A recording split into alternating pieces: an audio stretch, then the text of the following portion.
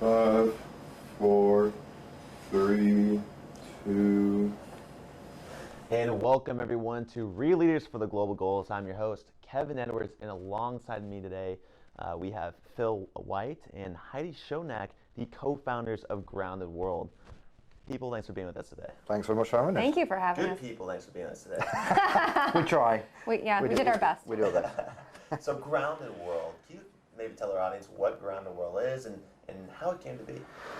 Yeah, I'll take the first question, maybe Heidi take the second one. So Grounded.world it's a social innovation and brand activation consultancy.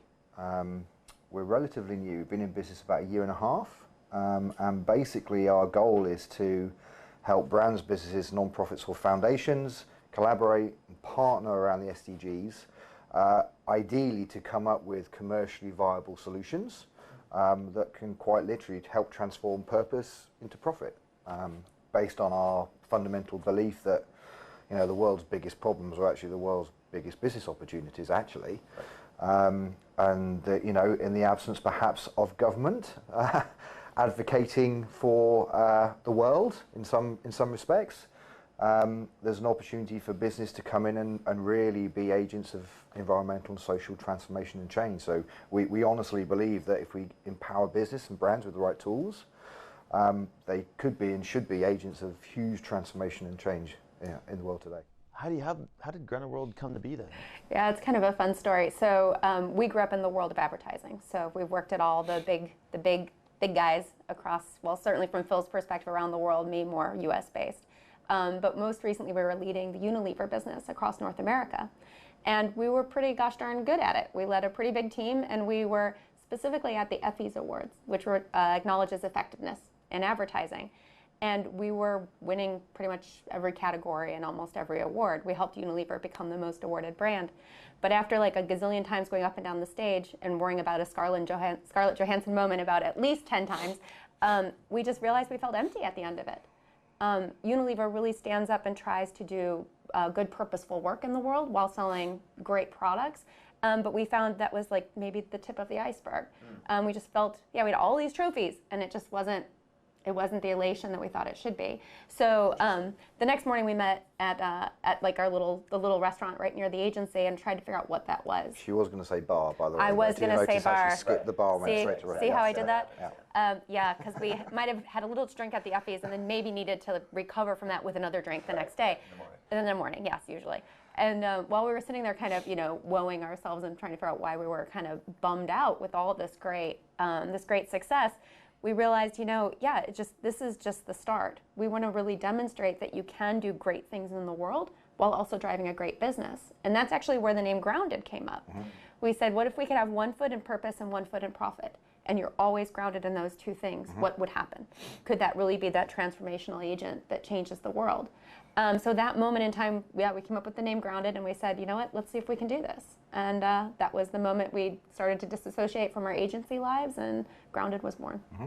So it was the agency that was the business that wasn't being used as a force for good, as opposed to Unilever that was. And I guess maybe the question is, how do you distinguish a business that's being used as a force for good versus a company that doesn't really relate to your core values and drive that transformational growth? Yeah, I mean, kind of linked to what Heidi was saying, purpose and profit, that's a fine balance.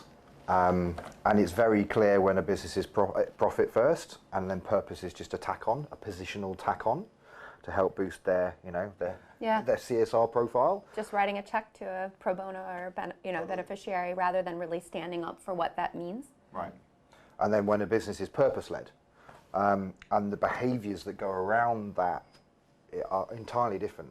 The way that you negotiate, the way you interact with each other, the way you respond to clients and you manage their business. When it's purpose first, it's always from a position of openness, generosity, authenticity, shared value. Vulnerability, giving before you take, with the expectation that, the financial reward, let's say, is a byproduct. It's not the primary focus, it's a byproduct of doing something which is actually meaningful. I need to say, the business world today is, we think, a little bit out of kilter in that respect. It's a little bit misshapen for lots of many reasons. So when the when the round table came out with this this big declaration from 183 CEOs, I think it was, or 187, I can't remember the exact number, saying that, you know, it's about actually increasing stakeholder value rather than shareholder value. We were like, yes, There we go. landed. So it's, yeah. So I guess okay, so there's the difference right there. So can every single business be a purpose-driven business? And how do you kind of check off the list of companies you can and cannot work with to make sure that you're not just doing a greenwashing approach for a company that's not really baked into their DNA? We have turned away businesses that did not have a positive impact on the world, and we're happy to do that. And in fact, I think it's probably fair to say we actually say no more often than we say yes, because that's the most important thing. Yeah. Isn't it? Yeah. But I would argue to say well, certainly when you look at the world of social enterprise and startups, they almost always have purpose at their very core, at their very inception. A business was usually built to solve a need, right? Whether it's a commercial need or a philanthropic need, it was built for something. And as long as you can come back to that core and align it with what else is going on in the world and how you can positively impact those other things that need to be successful for you to be successful, you can bring those together in most cases. So we help businesses kind of go back and remember that and refocus, because they can get scattered and delivering a suite of different services that they forget the forest through the trees. So how do we take this on, and what's like the process you take these business owners through to either redesign their purpose, and what are some of the results that you've seen? I'm so glad you asked me that question. That's your favorite question. question. That's my favorite question to answer. So actually, Sorry for asking the boring question then. Standard question. No, I thought it was a really good No, question. not at Very all, good. because I'm rubbing my hands.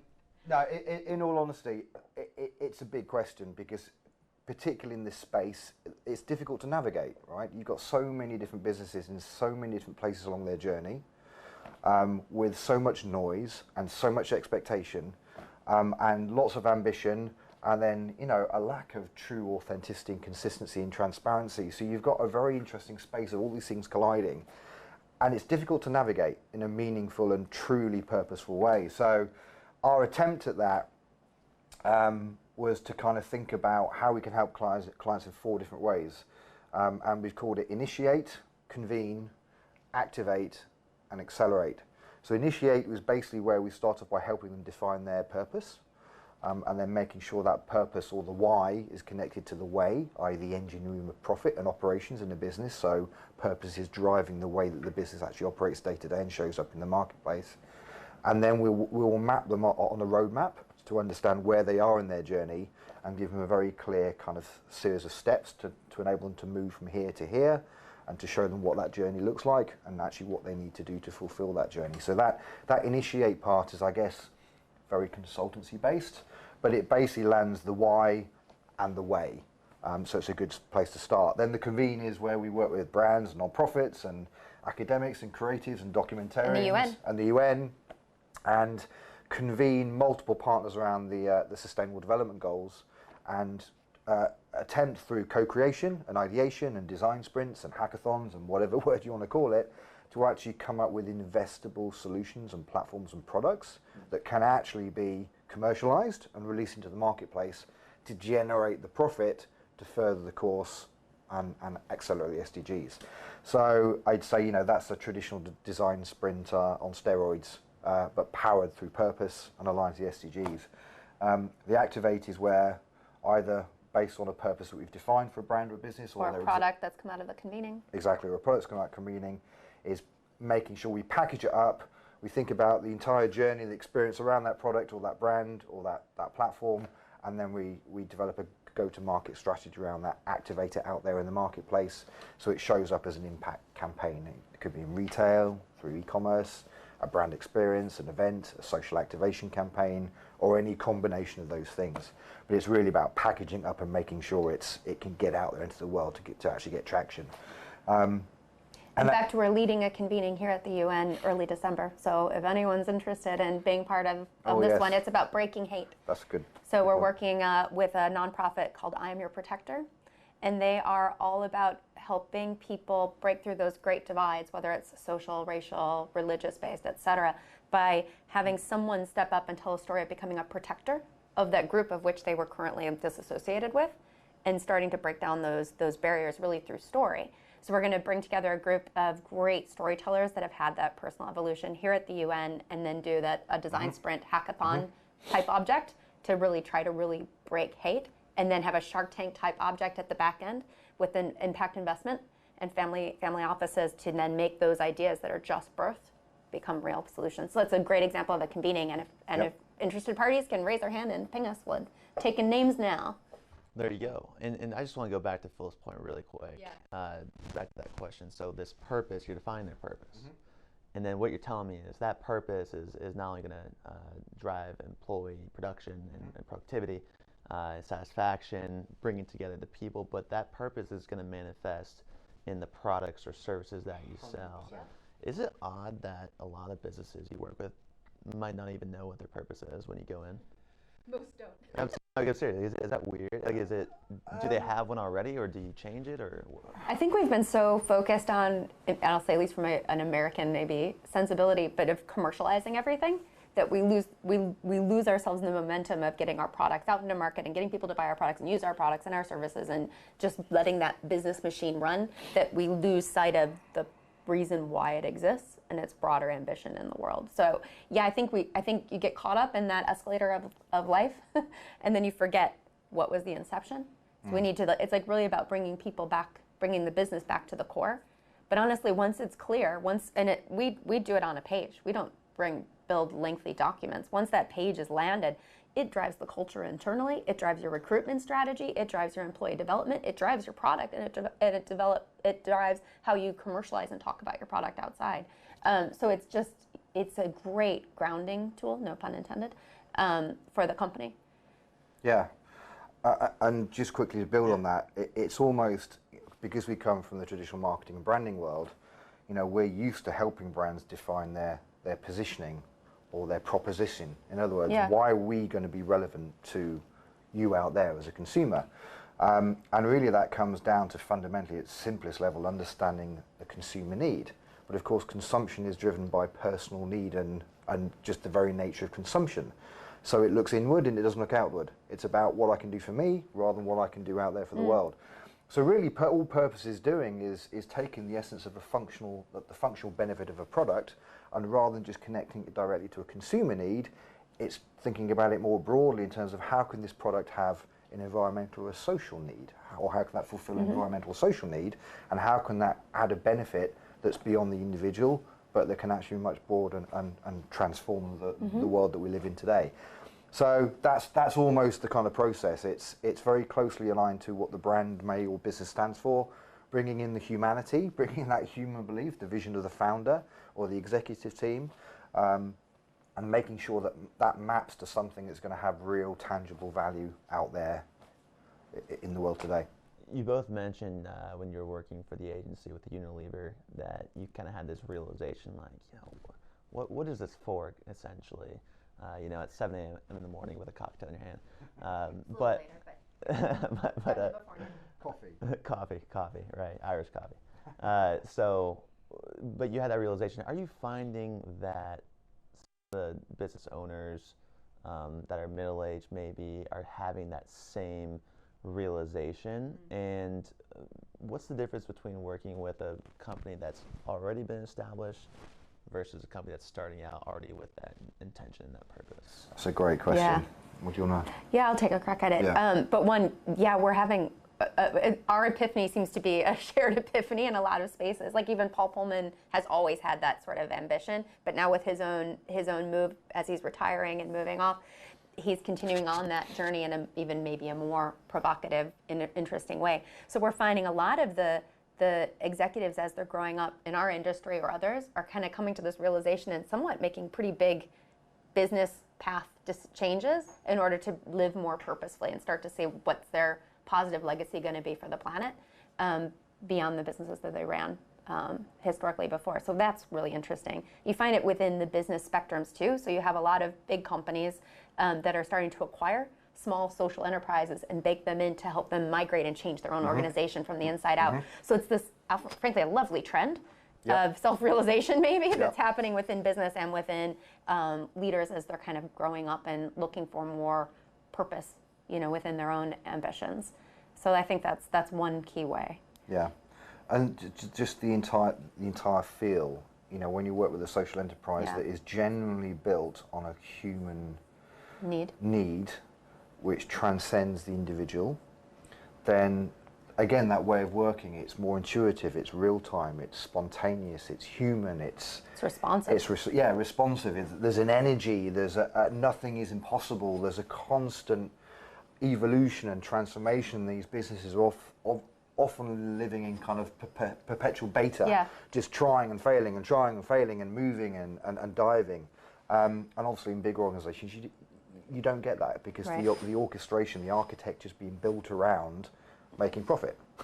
So everything leads back to that point. So we often find that working with big businesses, it's a big lift, it's a big transformation because you've got a big organisational immunity system that rejects a foreign object coming in, suggesting that there is another way of working, and kind of navigating that and managing that is actually half the challenge. They tend to be more inside out. Right? We're doing a lot more cultural kind of almost, you could say, marketing communications for the inside of the organization to help start to embrace the purpose and the change and the ambition, rather than merchandising a product or their business to the outside. It's interesting. We look at the big guys versus the more startup social enterprise businesses that started with purpose. They're much more focused on how do we communicate that outwardly. Grounded.world's a for-profit, correct? Yeah. So if you're not measuring just profit, what else are you measuring? Well, we measure, so I feel like you have so many companies to work with. Yeah. No, we do. We measure lots of different things. What are you looking at? Yeah, I think, well, from our own point of view, internally, it's making sure that, from an environmental social compliance point of view, that we're doing everything we can, from making sure our staff are happy, they're engaged, they're fairly remunerated, they feel part of the business, and they're clearly embedded into our culture and our vision for what the business needs to be, and that's the most important thing. Around that, then, that's just making sure we operate in a sustainable way in terms of where we are, the products that we use, how we operate, and making sure we're always hitting those guidelines as best we can. And then it's working with, really, the impact for our point of view is working with the right kinds of business who, by empowering them with the right tools and the right approach and the right mindset, they can then actually go on to realise that impact. So it's funny, we see ourselves really as kind of facilitators. We're not there to solve, we're there to help facilitate and activate that natural energy that's inherently bottled up in a business, and then just let that out. Package it up and communicate it. Real leaders for the global goals. How have the SDGs come to play in your business, and do you use it as a tool? How do you work with that framework? Yeah, no, the SDGs are an amazing tool for us. So with 17 of them, first off, there's almost no purpose that doesn't boil up to one of the 17. Right. So it becomes a great way per the earlier initiate phase to help show companies or individuals kind of which one it seems like their business is aligning with, and then we can use the measurements underneath those goals to help give them a little bit of a framework as to how targets, thank you, to where they're going and how they're starting to see progress in that dimension. So it gives us a really robust base to pull from, and then we just need to humanize it, like you said, Paul Pullman said, at the very front end of that. So we're talking maybe less sometimes about SDG 5, but we're talking more about advocating for women, as an example. Phil, Heidi, it's been a pleasure speaking with you both today. You set out to put the purpose back in the business and how that purpose can manifest in everything, every fundamental aspect of a company. You've only been doing it for a couple of years now, and it's going to take a lot of leadership, a lot of persistence, and a lot of determination. It takes a lot of leadership. For sure. Heidi, the last question I have for you is, what is your definition of a real leader? Yeah, that's a great one. And I would argue to say almost anyone that's worked for me could repeat this back to you. But I say a great leader is someone who knows how to lead, follow, and get the bleep out of the way. And you will be asked to do any one of those things at any given time. And a great leader can balance between those. So now is the time I need to step up and set the bar and set the example and force the charge. Follow. There's someone else that has a great idea and I need to put all of my energy behind them. And then get out of the way. It's like, this thing's moving really fast. But the best thing I can do is let it keep going and offer help where it's needed. So that's my 3. Lead, follow, get out of the way? Yep. Usually with a bad word, but I won't use that today. All right, everyone. Well, thanks for tuning in today for Leaders for the Global Goals with Phil and Heidi of Grounded.world. Thank you both for coming on. For Phil and Heidi, I'm Kevin Edwards telling you all to go out there, lead, follow, and get the bleep out of the way. Well done. Thank you guys for your time. Appreciate you. Thanks, Thank Kevin. you so much. Appreciate you. Thank you.